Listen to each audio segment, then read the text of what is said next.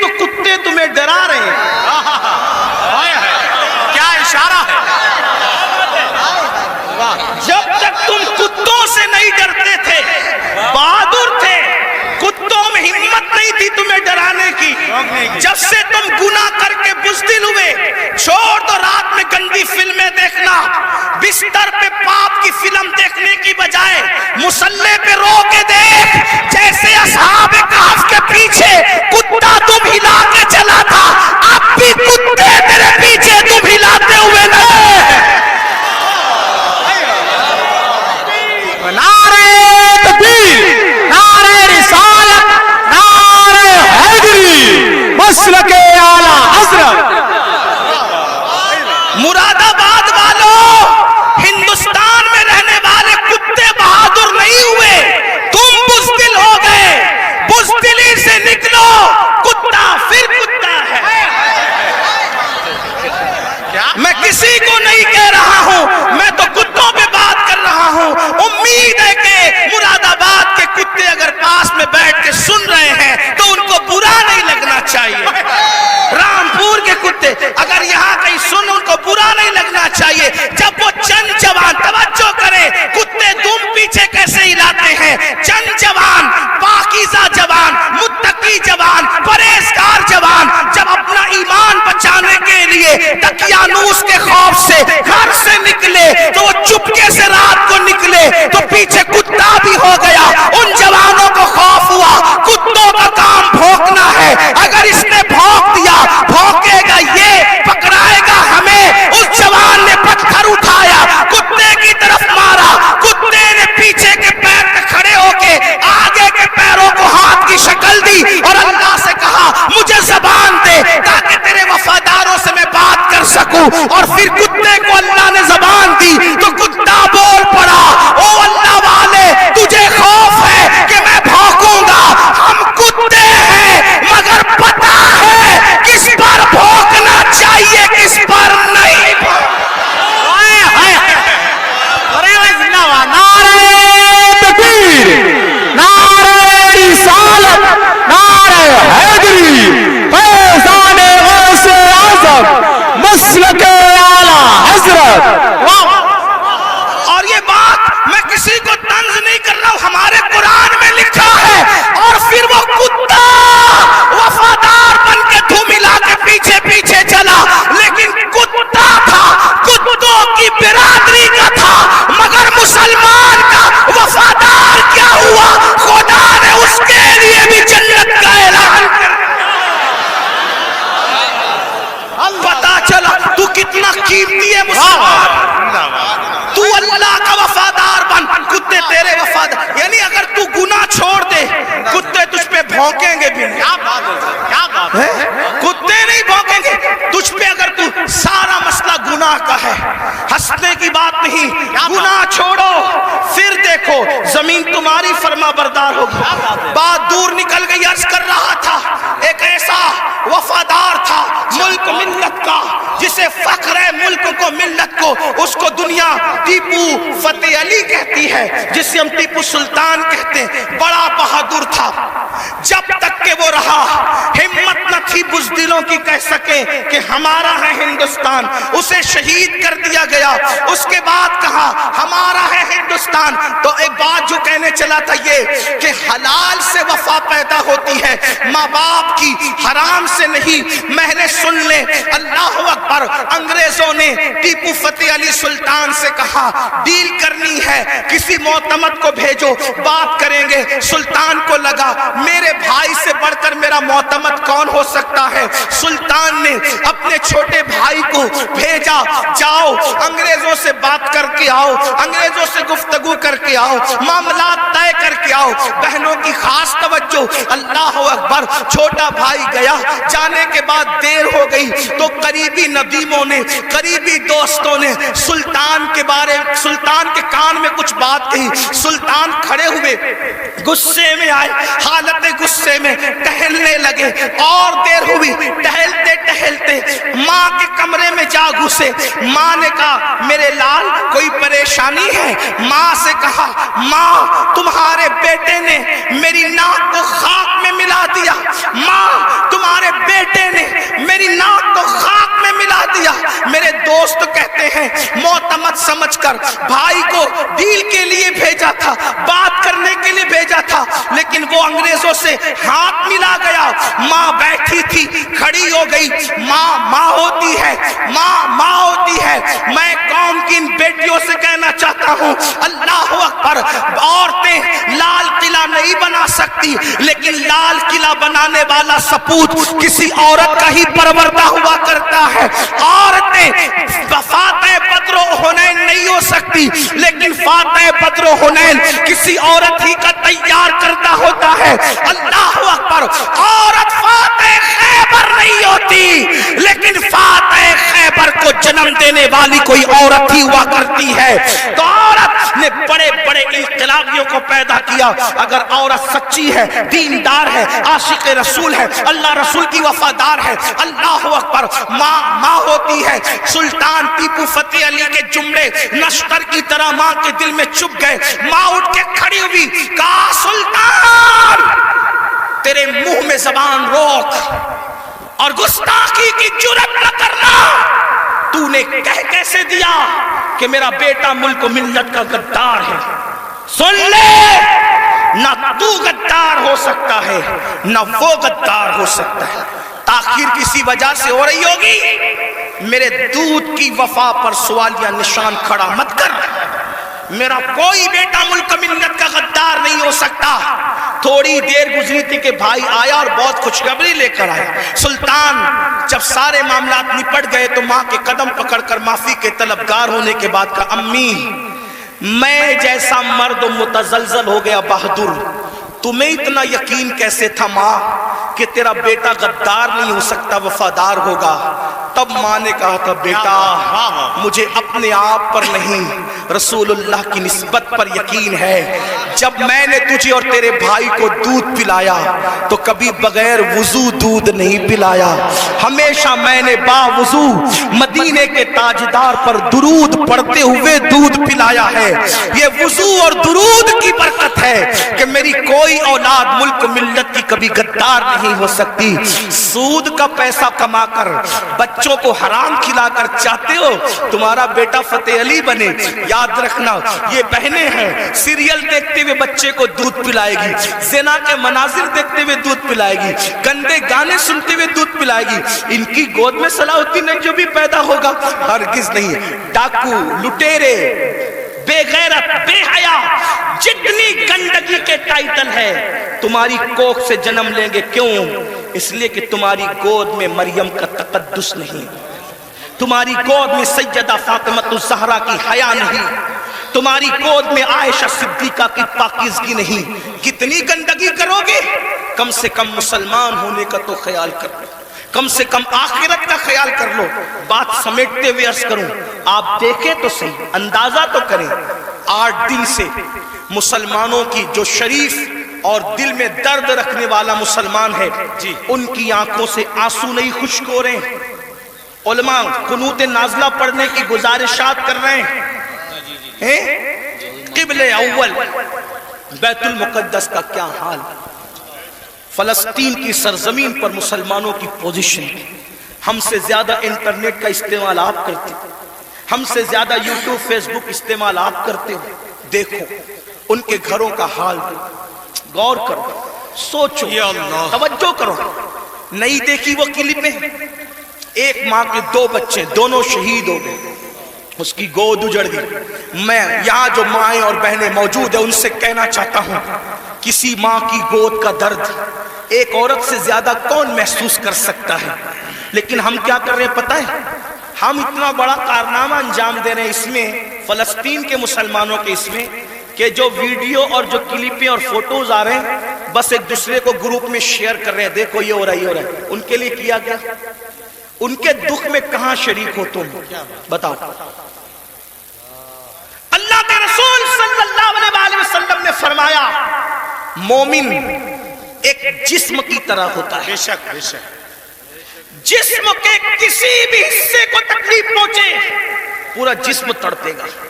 آنکھ میں اگر کچرا چلا جائے آنکھ روئے گی, دماغ مشورہ دے گا, ہاتھ حرکت کرے گا, پلان بنے گا, کچرا نکالا جائے گا. کوئی یہ کہے گا کہ نہیں، ہاتھ یہ نہیں کہے گا کہ مجھے تکلیف نہیں ہے میں کچھ نہیں کروں گا، دماغ کہے گا کہ مجھے کوئی پرابلم نہیں ہے میں کچھ نہیں کروں گا، مجھے کیا، میں تو نہیں، جب تک جسم میں جان ہے کوئی تک گزرو، پیر درد کر رہا ہے، آنکھ رو رہی ہے، دل دھڑک رہا ہے، حالانکہ آنکھ اور پیر میں کتنا فاصلہ ہے، ہاتھ بے چین ہو رہا ہے، دل کی دھڑکنیں تیز ہو رہی ہے، کب تک، جب تک جسم میں جان ہے، لیکن جان نکل گئی پھر اس کو مارو کاٹو کچھ بھی کرو، کوئی تکلیف ہوگی، کوئی درد ہوگا، نہیں ہوگا۔ تو جب تک مسلمانوں میں ایمان ہے کسی بھی مسلمان کو دنیا کے خطے میں تکلیف پہنچے گی وہ تڑپے گا، وہ بے چین ہوگا، وہ بلبلائے گا، وہ بلکے گا۔ آپ سے پوچھتا ہوں کیا دکھ میں شریک ہوئے؟ ہاتھ مت اٹھانا، لیکن اپنے آپ میں ڈوب کر سوچو کتنے مسلمان ہیں جنہوں نے فلسطینی مسلمانوں کے لیے اللہ کی بارگاہ میں رو رو کر دعا کی۔ جو قوم اتنی خود غرض ہو کہ وہ اپنے پڑوس میں رہنے والے بھائی کے دکھ پر نہیں روتا، وہ فلسطینیوں کے دکھ پہ کیا روئے گا؟ ان سے کوئی تمہارا رشتہ نہیں ہے؟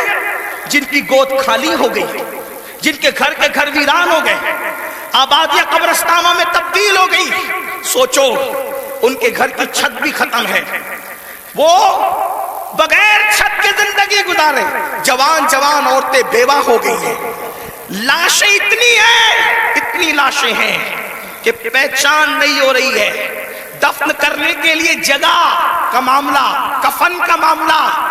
ایک لیڈیز کی 1 منٹ کی کلپ میرے کان میں آئی، میں پوری سن نہ سکا، تڑپ گیا۔ وہ کہہ رہی تھی انگلش میں کہ ہمارے چھوٹے چھوٹے فلسطینی بچے اب اپنے ہاتھوں پر نام لکھ رہے ہیں، اور اپنے ہاتھوں پر اس لیے نام لکھ رہے ہیں کہ ان کو ایسا لگتا ہے پتہ نہیں ظالم اسرائیل کی طرف سے کب بم برس جائے اور ہم مر جائیں تو نام ہاتھ پہ لکھ دے تاکہ ہمارے گھر والے اسی نام کی وجہ سے ہمیں پہچان سکیں۔ کوئی تعلق نہیں ان سے آپ کا۔ آج بھی مسلمان مسجد کو ویران کرتا رہے گا، آج بھی زنا کی فلم دیکھو گے تم، آج بھی چہرے سے داڑھی مڈا کر گٹر میں پھینکو گے تم۔ برا مت ماننا، وہ جس بہن کے دونوں بچے اس کی گود میں شہید ہو گئے، اگر اس بہن کی بجائے آپ کی بہن ہوتی تو بھی آج آپ ایسے ہی گناہ کرتے۔ اللہ ان کی چھتیں جو برباد ہو گئی، اللہ نہ کرے، اللہ تمہیں وہ دن کبھی نہ دکھائے، فقیر کی دعا ہے، اگر ان کی جگہ تمہارے بھی چھتیں ختم ہو جاتی تو تم ایسے ہی دھینگا مستی کرتے، ایسے ہی عیش و عشرت کرتے۔ کوئی تعلق نہیں ہے ان سے، رشتہ بس اتنا ہی کہ وہ کلپیں بانٹتے پھرو گروپ پر۔ ارے کم سے کم یہ تو سوچا ہوتا کہ ہزاروں کلومیٹر دور ہم ہیں، ان کی کوئی مدد نہیں کر سکتے۔ میں تو پورے ہندوستان میں لوگوں کو، نوجوانوں کو کہہ رہا ہوں، جنگ فلسطین میں ہو رہی ہے، اس جنگ کو لے کر ہندوستان کا ماحول خراب کرنے کی کوئی کوشش نہ کرے، اپنے ملک میں امن رکھو، روڈ پہ نکل کر غلط نعرہ نہیں لگانا، حالات خراب نہیں ہونا چاہیے۔ کیا مدد کر سکتے ہو؟ آسان طریقہ، 1450 سال پہلے رسول اللہ نے ہتھیار دیا، الدعاء سلاح المومن، دعا مومن کا ہتھیار ہے۔ روڈ پہ نکلنے کی بجائے 5 وقت مسجد کو بھر دو، اور ہر مسلمان گڑ گڑا کر فلسطینیوں کی مدد کے لیے اللہ سے دعا کرے، بیت المقدس کی حفاظت کے لیے دعا کرے، اور ظالموں کی بربادی کے لیے دعا کرے۔ ہتھیاروں میں جتنی طاقت نہیں ہے، اس سے زیادہ طاقت اللہ نے مسلمانوں کی دعا میں رکھی ہے۔ انشاءاللہ تم گڑ گڑاؤ گے، گناہ سے توبہ کرو گے، دعا کرو گے، انشاءاللہ فلسطینیوں پر اللہ کی مدد نازل ہوگی، بیت المقدس کی حفاظت ہوگی، ظالم کیفر کردار تک پہنچے گا۔ لیکن بڑی معذرت کے ساتھ نہیں آتے ہو نا، مسجد کی طرف نہیں آتے ہو، سب طرف جانا چاہتے ہو، مسجد کی طرف نہیں آتے ہو۔ پھر کہتا ہوں، کتے سے سیکھ لیا ہوتا، جب کوئی کتے کو ڈنڈا مارتا ہے تو کتا چلاتے ہوئے کسی اور کے دروازے پہ نہیں جاتا، کتا چلاتے ہوئے اپنے مالک کے دروازے پہ آتا ہے۔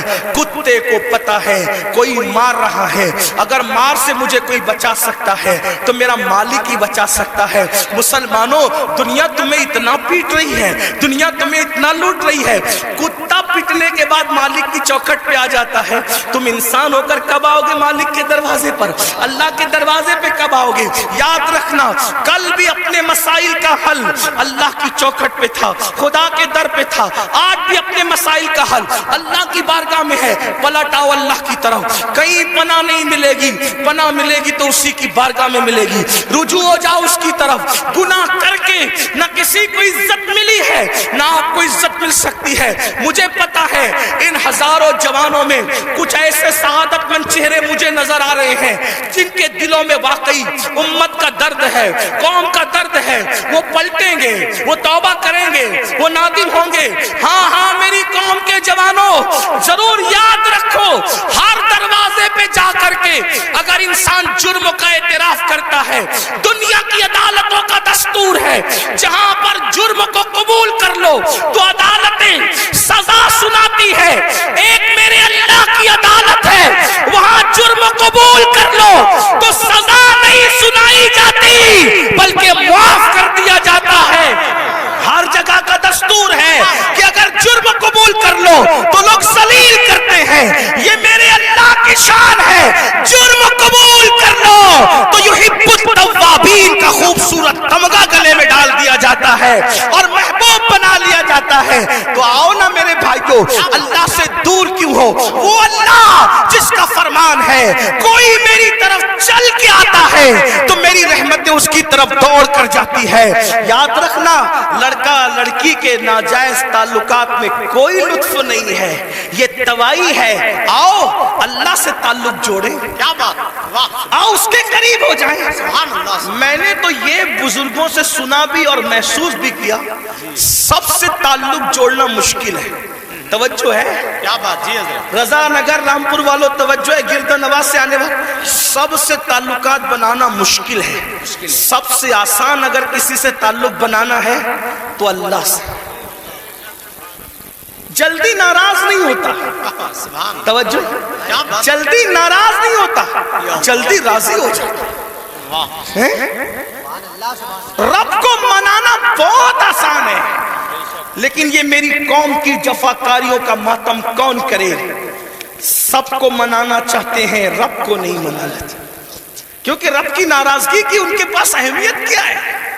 سیٹ ناراض نہیں ہونا چاہیے, بیوی ناراض نہیں ہونا, حتیٰ کہ جن بچوں کو ہم نے پیدا کیا, جو ہم سے وہ بچے ناراض نہیں ہونا چاہیے. بچے کہے بیٹا ابا کھلونا لے کر آنا, بھول گئے تو کہتے بیٹا سوری, سوری بیٹا نہیں لا سکا, بھول گیا نا, کل لائیں گے. اس سنڈے نہیں لے کر کے چلے تفریح کے لیے. ہم بھی 50 بار سوری بول چکے اپنے بچوں کو, اس لیے کہہ رہا ہوں. ہاں, لیکن آپ سے پوچھتا ہوں, اپنے چھوٹے چھوٹے بچوں کو منانے کی فکر ہے, وہ یار وہ رب, اب ذرا غور کرو اس کی نعمت پہ غور. چلے بات میں ختم کرنے لگا تھا, لیکن ایک بات بہت سوچنے کی ہے. جی حضرت. اس کی نعمتوں پہ غور کرو. اللہ تعالیٰ پیدا ہونے سے لے کے مرے دم تک ہمیں آکسیجن دیتا ہے. اپنے گھر پہ کیا بل آتا ہے مہینے کا؟ کیا بات. کسی گھر بھیجا اللہ پاک نے کوئی بل بھیجا؟ کچھ مانگا اللہ نے؟ اگر 8 گھنٹے ڈاکٹر آکسیجن لگائے نا تو اتنا لمبا بل آتا ہے کہ انسان سوچنے لگتا ہے کہ میں کہاں چلا گیا تھا. یہی ہے نا جی. ڈاکٹر نے 8 گھنٹے کی آکسیجن دی تو ہزاروں وصول کر لیا, ہے نا, ہے نا. اللہ تعالیٰ نے پوری زندگی آکسیجن ہمیں فری میں. کچھ مانگا؟ بولو کچھ مانگا اللہ نے؟ مجھے بتاؤ تو صحیح, کچھ مانگا اللہ نے؟ کچھ نہیں. یہ زمین اللہ نے دی ہے چلنے کی, آسمان کا صاحبان. میرے بھائی جب سوتے ہو نا تو یہ کیڑے مکوڑے ہمارے ناک اور کان میں نہیں جاتے. 99% لوگوں کے کان میں کیڑے مکوڑے, حالانکہ کیڑے کی فطرت ہے کہ جب سوراخ دیکھے گا تو اس میں گھس جائے گا. کیوں نہیں جاتے پتہ ہے؟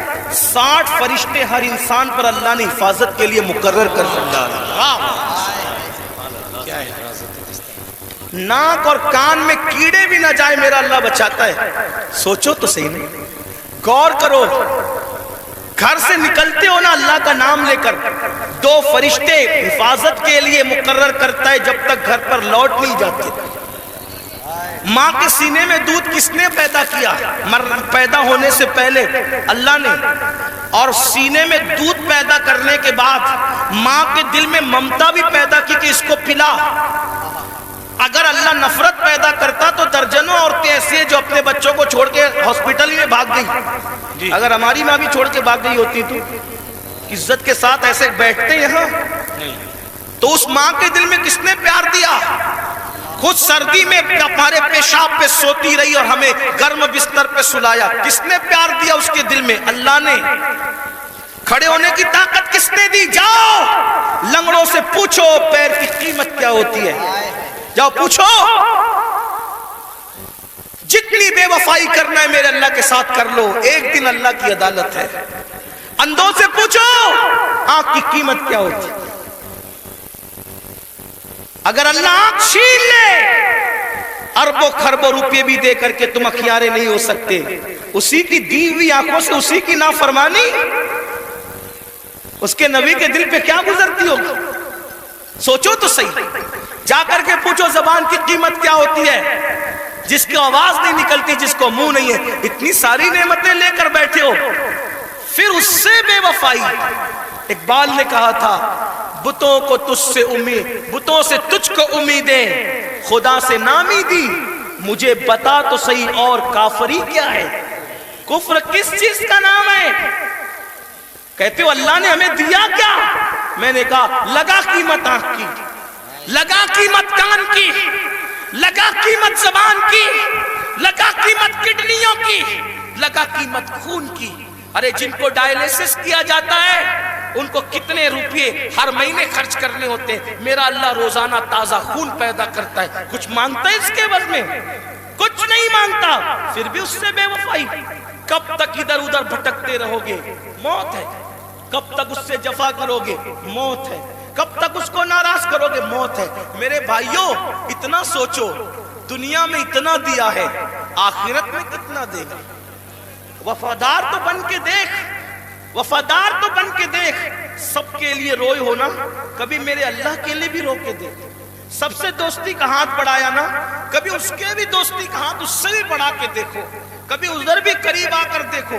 میں پورے یقین سے کہہ رہا ہوں جس دن تم اس کے ہو جاؤ گے تمہیں کسی کی دعا کی ضرورت بھی نہیں پڑے گی. تم خود جس کے سر پہ ہاتھ رکھ دو گے اس کی قسمت بدل جائے گی. جس کے گھر میں تم جا کے بیٹھ جاؤ گے برکتوں کا نزول ہوگا. اس کے ہو کے تو دیکھو. آسان ہے اس کا بننا. گناہ سے نکلو، توبہ کرو، اللہ کو مناؤ، اللہ کو گڑ گڑاؤ، اللہ کی بارگاہ میں گڑ گڑاؤ، آہو بکا کرو. سب کے لیے رو چکے، اس کے لیے رو کے دیکھو کتنا سکون ملتا ہے. سب کے پاس گڑ گڑا چکے، اس کے پاس گڑ گڑا کے دیکھو کتنا قرار ملتا ہے. سب کے یہاں عرضیاں لگا چکے، اس کی بارگاہ میں عرضیاں لگا کر کے دیکھو. آخری جو بات کہنی ہے سنیں. ایک بہت خوبصورت جوان تھے، حضور علیہ السلام ان سے پیار کرتے تھے کیونکہ جوانی میں وہ سردار بن گئے تھے. سردار کس کے؟ قبیلے کے. قبیلے کے سردار بن گئے تھے. اس خوبصورت جوان کا نام حدیث میں دہیہ کلبی آتا ہے. بنو کلب کے سردار تھے، دہیہ نام تھا، دہیہ کلبی. حضور کی تمنا تھی یہ جوان سدھر جائے. یہ جوان، حضور جوانوں سے بہت پیار کرتے تھے اور جوانوں کے سدھرنے پہ حضور کو بڑی خوشی ہوتی تھی. اور حضور علیہ السلام جن جوانوں کے پیچھے قوم ہوتی تھی ان جوانوں کے لیے بہت دعائیں بھی کرتے تھے، اس لیے کہ جوان جوان ہوتا ہے. حضور کی خاص توجہ جوانوں کی طرف تھی. دیکھو حضور علیہ السلام کے صحابہ حضور کے پردہ فرمانے کے تقریباً آدھی صدی تک کے لوگوں کی رہنمائی کرتے رہے، بلکہ پونا صدی تک. تو جو لوگ سب جوان تھے تبھی تو نا. سعد ابن ابی وقاص اس وقت جنگ میں شریک ہوئے جب ان کے چہرے پہ داڑھی بھی نہیں نکلی تھی. مولا علی 9 سال یا 8 سال کی عمر کے تھے جب آپ نے کلمہ پڑھا. حضرت سیدنا فاروق اعظم 30-32 سال کے تھے جب آپ نے کلمہ پڑھا. حضور نے ٹارگٹ جوانوں کو کیا. اس لیے میرا بھی دلچسپی کا عنوان میری قوم کے جوان ہے. مجھے پتا ہے جب کوئی جوان سدھرے گا انقلاب آئے گا، بلکہ جوان سدھرے گا تو بڈھے اور بچے دونوں سدھر جائیں گے. کیوں؟ کیونکہ جب جوان بیٹا مسجد جائے گا، جوان بیٹا مسجد جائے گا تو بوڑھا تو شرم کے مارے مسجد آنا ہی ہے کہ وہ سدھر گیا، اب میرے پیر قبر میں لٹک رہے، میں گھر میں کیسے بیٹھوں؟ اس نے تو سدھر نہیں ہے. لیکن جوان باپ کو جب بچہ مسجد مسجد جاتے دیکھے گا تو بچہ باپ کی انگلی پکڑ کر خود ہی جائے گا. تو ایک جوان سدھار دو، گھر کے دو خود ہی سدھر جائیں گے. اس لیے اقبال نے بھی جوان کو ٹارگٹ کیا، کہتے نہیں تیرا نشے من قصر سلطانی کے گنبد پر، نہیں تیرا نشے من قصر سلطانی کے گنبد پر، تو شاہی ہے بسیرا کر پہاڑوں کی چٹانوں میں. اور عقابی روح جب بیدار ہوتی ہے جوانوں میں، نظر آتی ہے ان کو اپنی منزل آسمانوں میں. چھوڑ دو گناہ، اگر جوانی میں گناہ چھوڑ دو گے اللہ کے محبوب بن جاؤ گے، اللہ کے مقبول بن جاؤ گے. جوانی میں گناہ چھوڑ دو گے، توبہ کرو گے، جنت میں رسول اللہ کا پڑوس نصیب ہوگا. اگر جوانی میں گناہ چھوڑ دو گے اللہ بڑھاپا عزت سے بھرپور کر دے گا.